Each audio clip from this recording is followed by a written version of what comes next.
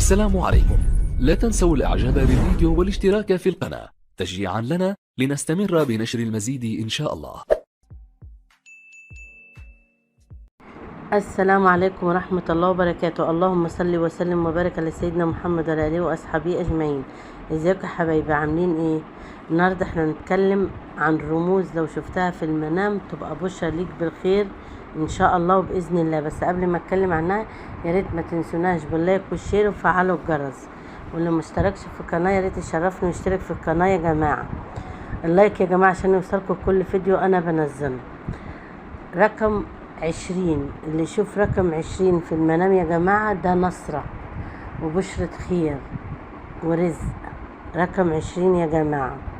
طيب اللي بيشوف شعره طويل في المنام وطويل طويل جدا وناعم ده بيبقى طولة عمر ورزق وستر، ده الشعر يا جماعة. تمام، لو شفته في المنام ده رمز من الرموز. طيب رقم 10، رقم 10 يا جماعة رقم جميل، رقم بالنصر وبرضك والخير والرزق والزواج. رقم 10 ده رقم تفائلي به خير. تمام. رقم 200 جنيه يا جماعة لو شفتوها غير مستحبة، بس لو شفتوا ان هي يعني 100 و100 ده رقم جميل، اللي هي مفكوكة 200 يعني 100 و100 ده بيبقى بشرى رزق جايلك من يمتين، من مكانين، حاجتين انت مستنيهم، ربنا ببشرك بالحاجة دي. تمام. السمك يا جماعة، السمك لو شفت ان انت بتصطادي سمك او شارية سمك او حد بيديكي سمك ده اكبر رزق. اعرف ان في المنام السمك ده انت واخداه بشرى ليكي بالرزق الني، يبقى رزق جايلك وملهوش حسب الكمية اللي معاك، بيبقى نفس الكمية دي فلوس ورزق، دي بشرى وعلامة ليكي بالرزق.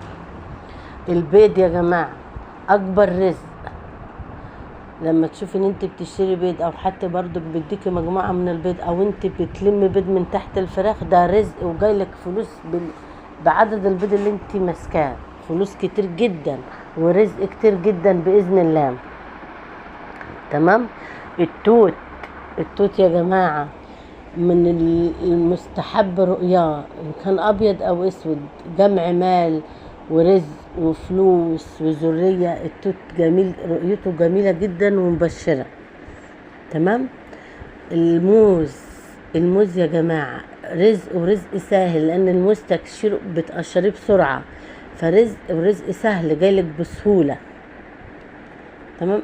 دي كلها رموز لما تشوفيها في المنام اعرف ان دي بشرة خير او خير جايلك او رزق جايلك كتير جدا، ربنا بيبشرك بالخير.